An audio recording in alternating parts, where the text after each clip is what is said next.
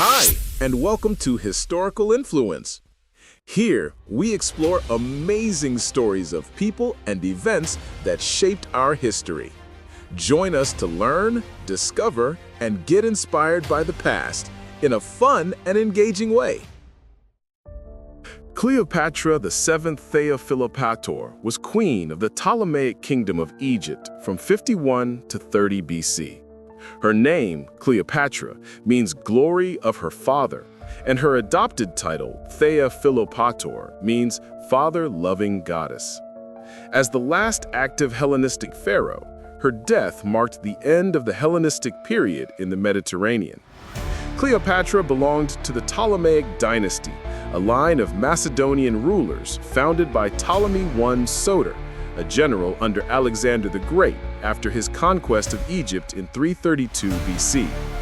She was highly regarded for being well-educated, clever, and capable of speaking various languages, including Koine Greek, her first language, and she was the only Ptolemaic ruler known to have learned Egyptian.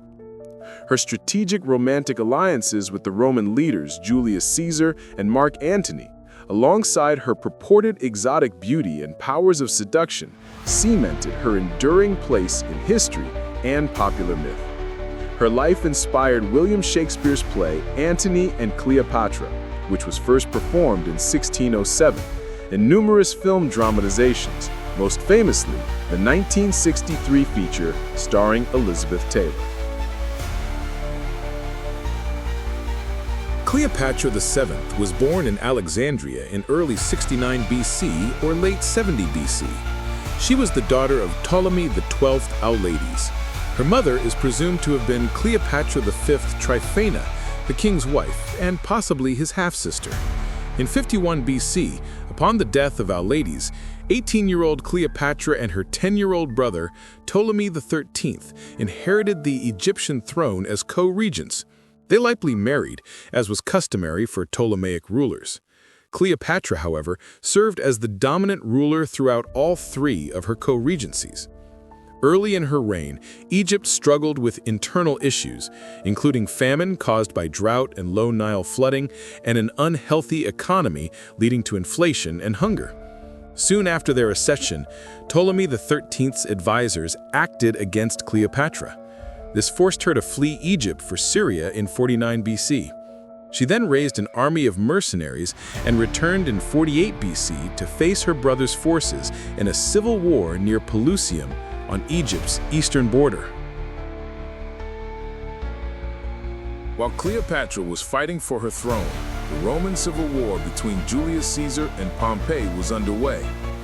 Pompey, after losing the Battle of Pharsalus, sought refuge in Egypt due to his close relationship with the Ptolemies.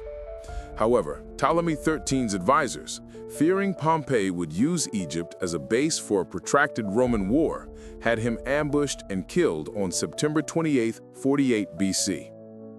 Ptolemy XIII then welcomed Pompey's rival, Julius Caesar, who arrived in Alexandria in early October. Caesar, who was pursuing Pompey, was reportedly outraged by the assassination. Caesar needed to fund his own return to power in Rome and required Egypt to repay the extensive debts incurred by Auletes, Cleopatra's father. Caesar ordered the rival Ptolemaic siblings to disband their forces and reconcile with each other. In her bid to reclaim the throne, Cleopatra sought Caesar's support.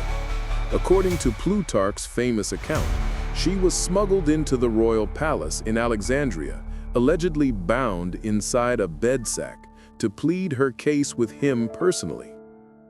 When Ptolemy XIII realized his sister was consorting directly with Caesar inside the palace, he attempted to incite a riot, but Caesar arrested him and calmed the frenzied crowd using his oratorical skills. Caesar then affirmed the written will of Ptolemy XII, naming Cleopatra and Ptolemy XIII as joint heirs. Ptolemy XIII's chief minister, the eunuch Pothinus, viewed this decision as favoring Cleopatra and feared Caesar's intentions. Pothinus ordered the royal army of 20,000 troops, including the Roman Gabiniani, to attack Caesar and Cleopatra. This led to the siege of Alexandria, trapping Caesar and Cleopatra together inside the royal palace.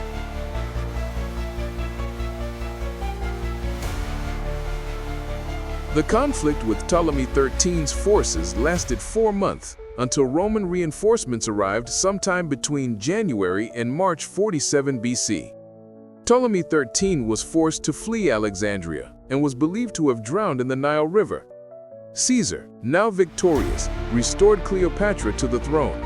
He appointed her younger brother, Ptolemy XIV, then 12 or 13 years old, as her co-regent in a nominal sibling marriage. Caesar remained in Egypt with Cleopatra for a time. Around 47 BC, Cleopatra gave birth to a son, Ptolemy Caesar, believed to be Caesar's child and known to the Egyptian people as Caesarion, or Little Caesar. Caesar remained publicly silent about the parentage, but Cleopatra made repeated official declarations naming Caesar as the father. Sometime in 46-45 BC, Cleopatra visited Rome with Ptolemy XIV and Caesarion, staying at Caesar's villa. By this time, Cleopatra had strongly identified herself with the Egyptian goddess Isis, associating royalty with divinity. Julius Caesar was assassinated in Rome in March 44 BC. Cleopatra quickly returned to Egypt. Soon after her return, Ptolemy XIV died, possibly at Cleopatra's instruction or by her agents. Cleopatra then named 3-year-old Caesarion, Ptolemy XV, as her co-regent. In Rome, a conflict raged between Caesar's allies, Mark Antony, Octavian, and Lepidus, forming the Second Triumvirate, and his assassins, Brutus and Cassius. Cleopatra initially sent 4 Roman legions, stationed in Egypt by Caesar, to support the triumvirate's ally, Publius Cornelius Dolabella, though these troops were captured by Cassius in Palestine. She later attempted to sail her own fleet to Greece to personally assist Octavian and Antony, but arrived too late, having been heavily damaged in a Mediterranean storm after the triumvirate had defeated the forces of Brutus and Cassius at the Battle of Philippi in 42 BC.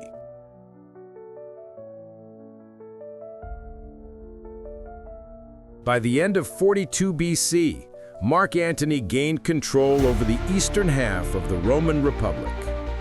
In 41 BC, Antony summoned Cleopatra to the city of Tarsus. She arrived in an elaborate ship, dressed in the robes of Isis, and Antony, who associated himself with the deity Dionysus, was seduced by her charms and irresistible charm. He agreed to protect Egypt and her crown. He spent the winter of 41 to 40 BC with her in Alexandria, during which they formed a drinking society called the Inimitable Livers. Cleopatra bore him twins, Alexander Helios, sun, and Cleopatra Selene, moon, in 40 BC, and later another son, Ptolemy Philadelphus, in 36 BC. Antony became increasingly reliant on Cleopatra for both funding and military aid. In exchange, he agreed to return much of Egypt's eastern empire, including parts of Cyprus, Syria, Lebanon, Crete, and the region around Jericho. In the public 34 BC donations of Alexandria, Antony declared Caesarion as Caesar's legitimate son and heir, and awarded vast territories to his children with Cleopatra.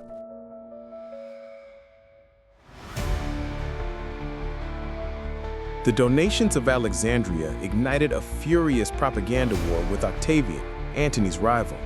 Octavian claimed Antony was completely under Cleopatra's control, plotting to abandon Rome and planning to found a new capital in Egypt.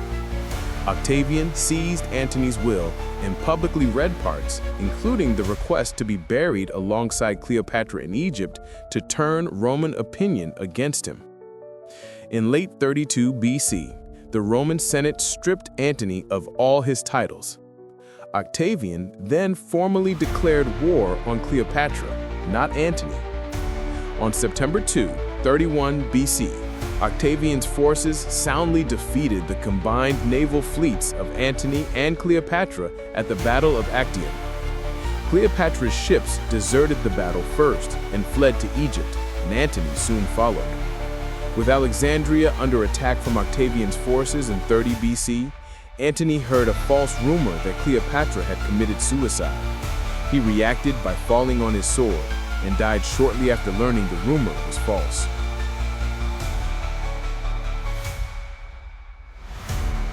Antony, still dying, was brought to Cleopatra at her hiding place, her planned tomb. Octavian's forces, led by Gaius Proculius, infiltrated the tomb and detained Cleopatra, preventing her from burning herself and her treasures, which she had threatened to do. Cleopatra was allowed to embalm and bury Antony next to her. When she later met with Octavian, she declared she will not be led in a triumph, or Uthriambea Somai, according to Livy. Upon learning that Octavian planned to move her and her children to Rome to be paraded in his triumph, an indignity her sister Arsinoe IV had suffered, Cleopatra prepared for suicide. She committed suicide on August 12, 30 BC, at age 39, along with two of her female servants, Iris and Charmian. Octavian was reportedly angered by this outcome, but honored her wish to be buried next to Antony.